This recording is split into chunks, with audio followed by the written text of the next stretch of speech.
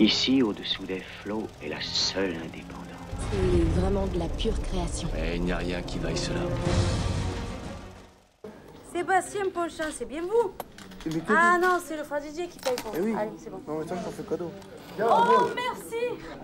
C'est gentil, on ira au restaurant, Jeannot et Tu le moi. rajoutes sur le compte à Jeannot.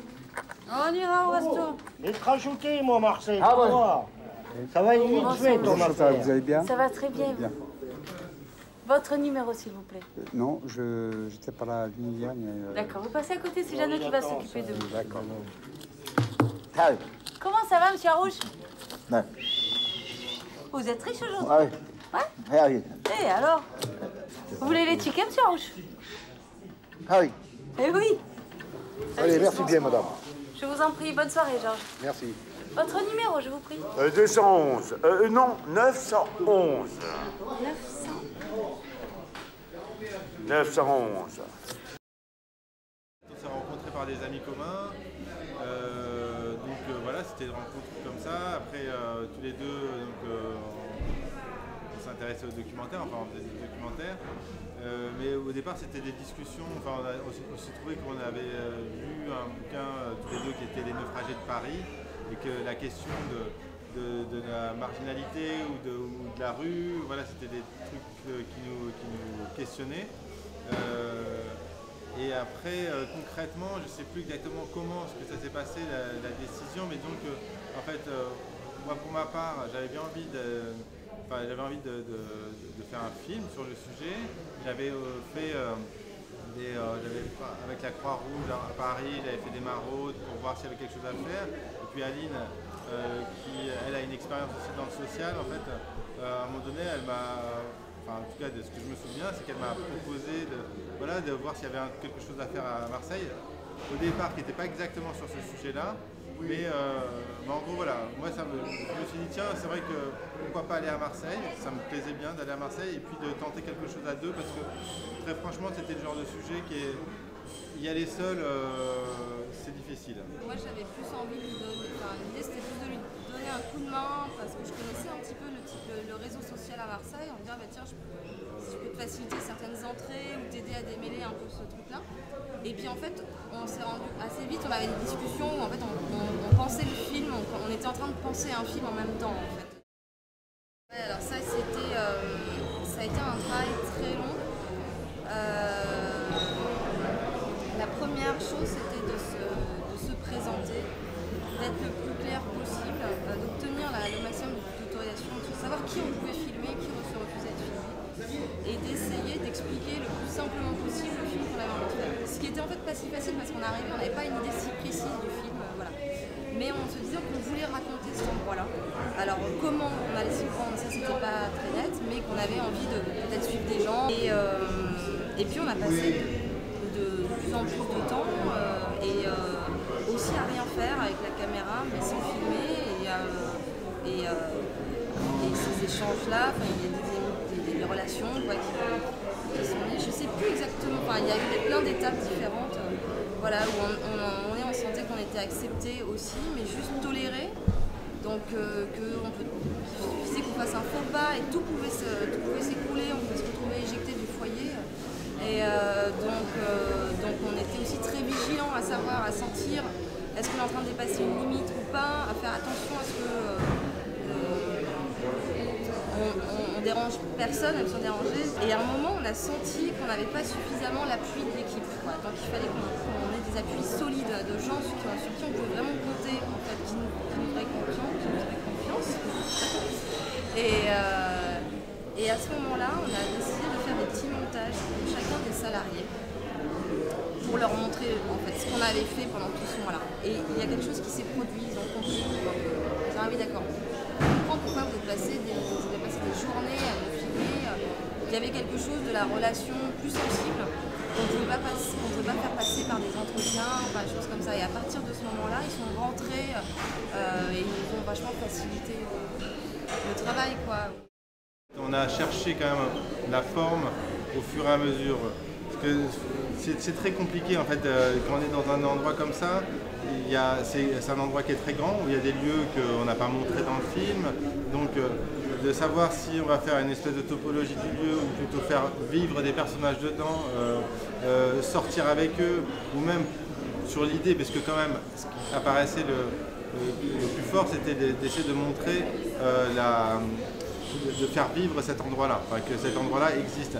Mais ça pouvait être intéressant, à un moment donné on s'était dit, ça peut être intéressant de sortir pour revenir, et puis on a filmé des choses à l'extérieur aussi, parfois juste la vie autour du foyer, qui était aussi intéressante parce qu'il y a un rapport avec les habitants, enfin, c'est dans un coin périphérique de Marseille. Bref, quand on est en train de tourner, en fait, on ne fait pas tous les choix au tournage. Par contre, en fait, finalement, c'est apparu véritablement comme le meilleur moyen pour faire ressentir ce qui est pour nous était plus important, c'est-à-dire non pas de faire une explication de comment une institution vit, ni faire des portraits de gens qui sont là-dedans, mais faire vivre aux spectateurs l'expérience de ce que c'est que d'être dans un centre. Et en fait, finalement, la structure la plus puissante, c'était de lui faire passer une journée et une nuit, enfin une partie d'une nuit, pour le faire ressentir les choses, et non pas s'éterniser dans la longueur d'un hiver. Ça aurait pu être le cas d'essayer de construire un truc sur un hiver ou quelque chose comme ça, mais là c'était plus fort en fait. On savait qu'on avait une narration fragile aussi. C'est-à-dire qu'on avait, c'est ça aussi les aléas du documentaire, quoi. On avait réussi à saisir plein de moments, on avait une multiplicité de personnages. Qu'est-ce qu'on va raconter avec ça? Il fallait créer une progression dans cet endroit, un sentiment qu'on s'y enfonçait de plus en plus. Et donc du coup, la seule structure qui nous semblait possible pour ça, c'était de condenser ça sur une nuit. Donc si on sortait du lieu, ça foirait. Enfin, à partir du moment où on y retournait, il fallait que cette fois-ci on raconte autre chose, quoi. Aussi le film au début il commençait pas exactement comme ça. Enfin, il y a eu un moment donné où il y a eu un essai voilà, et donc cette musique-là en fait crée l'atmosphère à laquelle on voulait arriver. Ces nappes qui arrivent plutôt à la fin, parce qu'au début il y a plusieurs moments où le son est travaillé en effet de manière organique, mais sans nappe, mais c'est plutôt du son naturel, du son existant qui est travaillé de manière à ce qu'il y ait des transformations. Par exemple, il y a une scène où il y a quelqu'un qui arrive dans la chambre et puis qui regarde la chambre, qui est tout seul, et là, alors qu'on entendait plusieurs sons, ça commence à basculer, on entend des portes qui claquent au loin, et pour nous c'était de faire rentrer une écoute, voilà, une écoute, pas une écoute réaliste, une écoute genre comme si tant qu'on était dans l'intériorité du personnage qui entend ça et qui avait ce côté oppressant. Et donc finalement tout ce travail sonore à partir des sons réalistes annonce l'arrivée des nappes de la fin qui, elles, nous font partir à un autre niveau, moins naturel, moins naturaliste, qui est plus intime, d'ordre d'expérience, de l'expérience presque existentielle. Enfin, voilà, ça nous fait partir ailleurs, dans un véritable ailleurs. Et c'était aussi ça le propos du film, c'est-à-dire de dire que cet autre monde, enfin que c'est un autre monde dans lequel finalement les hommes risquent de devenir des ombres et de ne pas pouvoir reconnecter avec le réel, quoi. En gros, quand même, de partir en tournage à la force du poignet, voilà, c'était une décision, une envie, et c'était pas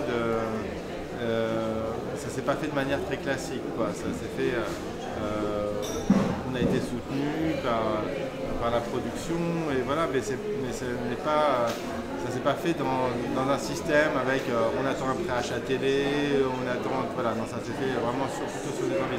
C'est ça l'indépendance d'une certaine manière. Après, on en paye le prix.